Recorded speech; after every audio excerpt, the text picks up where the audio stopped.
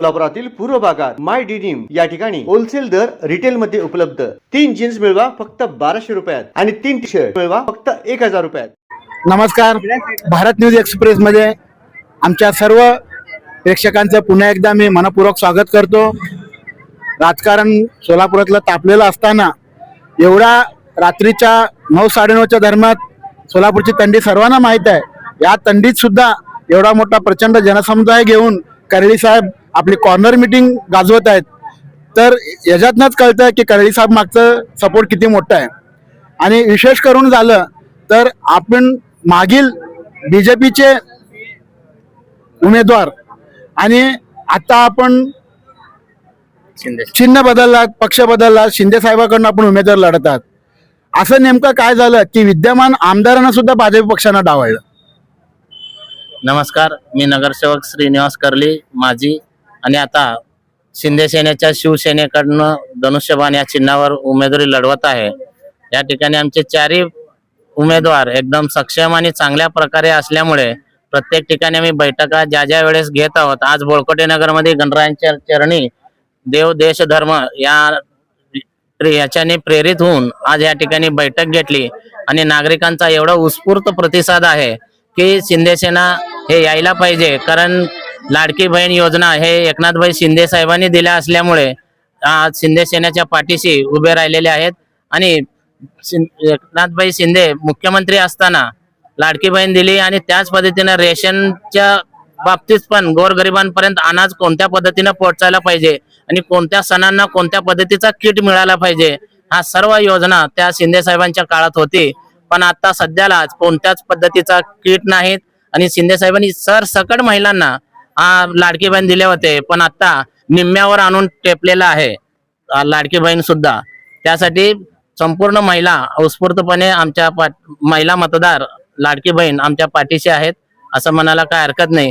आणि आपण विचारलात की भारतीय जनता पार्टी भाजप सोडून आपण शिंदे सेनेत का प्रवेश झालात? नाही, नेमकं भाजपानं आपल्याला का नाही, विद्यमान नगरसेवकाला का नाकारलं?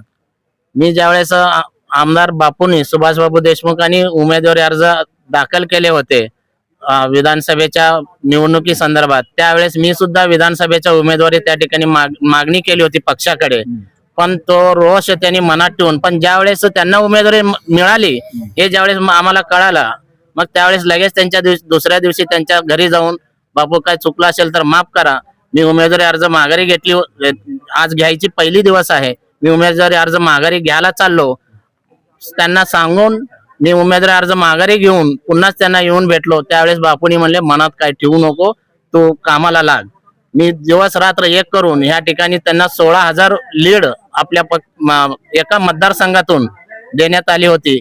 तेच रोज त्यांनी मनात ठेवून उमेदवारी अर्ज माझ्या सोबतीला हा उमेदवारी अर्ज मागतोय, हा या रोषाला मी कारणीभूत असेल असं मला या ठिकाणी वाटतंय। पण लीड तर आपण सर्वात जास्त दिलं होतं ना, 16,000चं। नाही, आमच्या सगळ्या या भागातल्या नागरिक कार्यकर्ते सगळे प्रमुख आमच्या पाठीशी, त्यावेळेस या ठिकाणी गणरायाचरणी पण बैठक झाली होती, त्यावेळेस संपूर्ण त्यावेळेस एका दिलाने आमच्या आव्हानाला त्या ठिकाणी सगळे कार्यकर्ते मतदार आणि या भागातले पदाधिकारी आमच्या पाठीशी होते, म्हणून त्या ठिकाणी मोठी लीड मिळाली म्हणायला काय हरकत नाही। पण त्यांच्या संपूर्ण दक्षिण मतदारसंघात आपण म्हणल्याप्रमाणे संपूर्ण दक्षिण मतदारसंघात सगळ्यात हायेस्ट जर कोणता प्रभाग असेल तर प्रभाग 19 होता।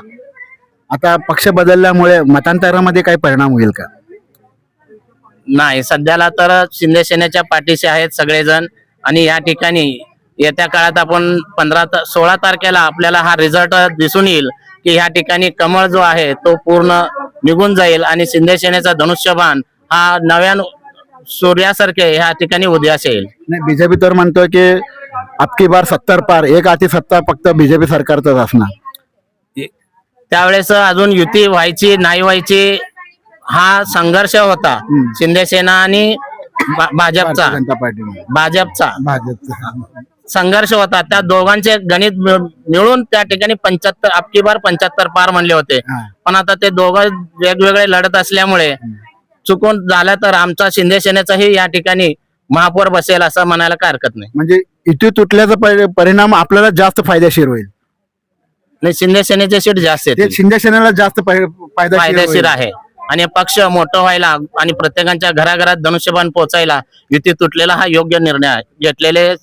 घेतलेले असल्यामुळे मी शिंदे सेनेचे जे कोणी पदाधिकारी असतील त्यांचं मनापासून मी स्वागत करतो आणि त्यांचा आभारी सुद्धा आहे. नाही, पण कसं आहे, आता ज्या पक्षाने त्यांच्या उमेदवाराला नाकारलं त्या पक्षाने शिंदे पक्षाने स्वीकारलंय.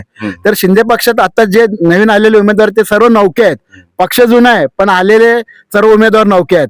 आता कुठतर ताळमेळ बिघडेल का? देव देश धर्म ह्या नात्याने त्या ठिकाणी काम करत होते.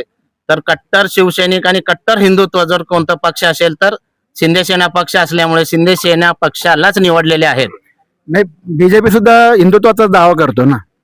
हिंदुत्व आहे नाही म्हणत नाही, पण कट्टर शिवसैनिक एकनाथभाई शिंदे बाळासाहेब ठाकरेंपासून प्रेरणा घेऊन ते त्या ठिकाणी काम करत असल्यामुळे कट्टर शिवसैनिक जर कोण असेल तर शिंदे सेनेचे कार्यकर्ते आहेत. म्हणजे महाराष्ट्राच्या मातीत भिजलेला बीज म्हणजे शिवसेना पक्ष शिवसेना पक्ष. आणि त्याचे वारसदार एकनाथ शिंदे साहेब. एकनाथ शिंदे साहेब. आपण अगदी निश्चिंत आहात की आपला सीट नक्की येईल?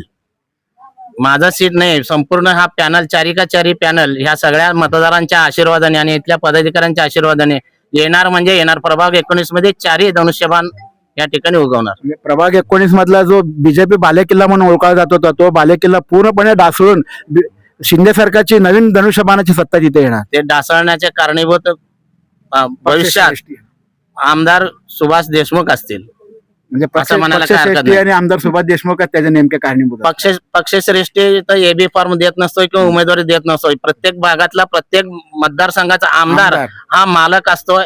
ते मालकशाही त्यांनी या ठिकाणी चुकीच्या पद्धतीने उमेदवार निवडल्यामुळे हा आक्रोश प्रत्येक मतदारांमध्ये निर्माण झालेला आहे.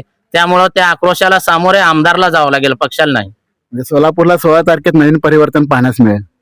जरूर. धन्यवाद. जय हिंद, जय महाराष्ट्र.